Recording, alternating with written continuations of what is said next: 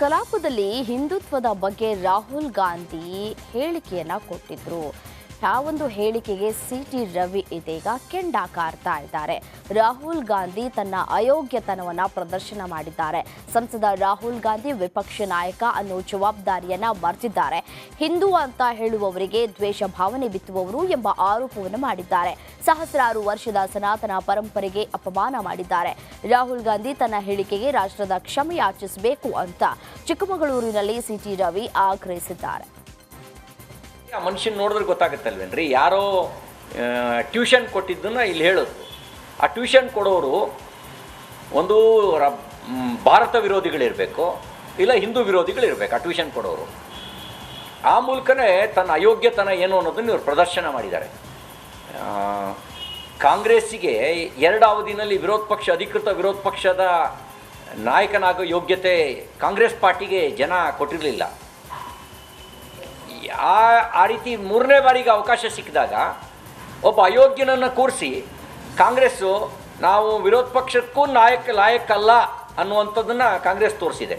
ನಾನು ಕಾಂಗ್ರೆಸ್ನ AICC ಅಧ್ಯಕ್ಷರಿಗೆ ಕೇಳಲಿಕ್ಕೆ ಬಯಸ್ತೇನೆ, ಈ ಸ್ಟೇಟ್ಮೆಂಟ್ ನಿಮ್ಮ ಪಾರ್ಟಿ ಕಾಂಗ್ರೆಸ್ ಪಾರ್ಟಿ ಒಪ್ಪುತ್ತಾ? ಇವರ ಹೇಳಿಕೆಯನ್ನು ಕಾಂಗ್ರೆಸ್ ಪಾರ್ಟಿ ಸಮರ್ಥನೆ ಮಾಡ್ತೀರಾ? ನೀವು ಗುಲಾಮಗಿರಿನ ಒಪ್ಕೊಳ್ಳದೆ ಇದ್ದರೆ ಈ ಸ್ಟೇಟ್ಮೆಂಟ್ನ ವಿರೋಧಿಸ್ತೀರಿ.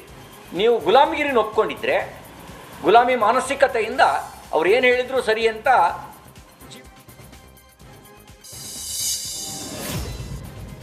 ಲೈಂಗಿಕ ದೌರ್ಜನ್ಯ ಕೇಸ್ನಲ್ಲಿ ಪರಪ್ಪನ ಅಗ್ರಹಾರದಲ್ಲಿರುವ ಪ್ರಜ್ವಲ್ ರೇವಣ್ಣನನ್ನ ನೋಡೋದಕ್ಕೆ ತಾಯಿ ಭವಾನಿ ರೇವಣ್ಣ ಜೈಲಿಗೆ ಬಂದಿದ್ರು. ಜೈಲಿಗೆ ಹೋದ ನಂತರ ಇದೇ ಮೊದಲ ಬಾರಿಗೆ ಭವಾನಿ ರೇವಣ್ಣ ಭೇಟಿ ನೀಡಿದ್ದು, ಇಬ್ಬರು ಮಕ್ಕಳ ಪ್ರಕರಣದಿಂದ ಭವಾನಿ ರೇವಣ್ಣ ಕೂಗ್ ಹೋಗಿದ್ದಾರೆ. ಕಾಲಿಗೆ ಪೆಟ್ಟಾಗಿದ್ರು ಕುಂಟು ತಲೆ ಸ್ಟಿಕ್ ಅನ್ನ ಹಿಡಿದು ಮಗನನ್ನ ನೋಡೋದಕ್ಕೆ ಬಂದಿದ್ದಾರೆ. ಇನ್ನು ಜೈಲಿನಲ್ಲಿ ಸುಮಾರು ಅರ್ಧ ಗಂಟೆಗಳ ಕಾಲ ಮಗನ ಜೊತೆ ಚರ್ಚೆಯನ್ನ ಮಾಡಿದ್ರಂತೆ.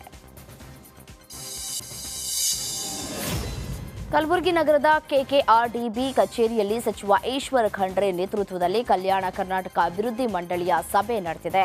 ಕಲ್ಯಾಣ ಕರ್ನಾಟಕದ 7 ಜಿಲ್ಲೆಗಳ ಅಭಿವೃದ್ಧಿ ಕ್ರಿಯಾ ಯೋಜನೆಗೆ ಸಭೆಯನ್ನು ಕರೆಯಲಾಗಿತ್ತು. KKRDBಗೆ ಸರ್ಕಾರದಿಂದ 5,000 ಕೋಟಿ ಮೀಸಲು ಇಡಲಾಗಿದೆ. ಸಭೆಯಲ್ಲಿ 7 ಜಿಲ್ಲೆಗಳ ಸಚಿವರು, ಶಾಸಕರು ಭಾಗಿಯಾಗಿದ್ದರು. ಜಿಲ್ಲೆಗಳ ಅಭಿವೃದ್ಧಿ ಬಗ್ಗೆ ಚರ್ಚೆ ಮಾಡಲಾಗಿದೆ. ಈ ಭಾಗ ಅಭಿವೃದ್ಧಿ ಆಗಬೇಕು ಅನ್ನೋದು ಖರ್ಗೆ ಅವರ ಕನಸು. ಶಿಕ್ಷಣ, ಕೌಶಲ್ಯಾಭಿವೃದ್ಧಿ ಸೇರಿ ಹಲವು ಯೋಜನೆಗಳ ಬಗ್ಗೆ ಚರ್ಚೆ ಆಗಿದೆ ಅಂತ ಸಚಿವ ಈಶ್ವರ್ ಖಂಡ್ರೆ ಹೇಳಿದ್ದಾರೆ. ಈ ಸಭೆಯಲ್ಲಿ 7 ಜಿಲ್ಲೆಗಳ ಸರ್ವಾಂಗೀಣ ಅಭಿವೃದ್ಧಿಗಾಗಿ ಅನೇಕ ವಿಷಯಗಳ ಬಗ್ಗೆ ನಾವು ಚರ್ಚೆ ಮಾಡಿದ್ದೇವೆ.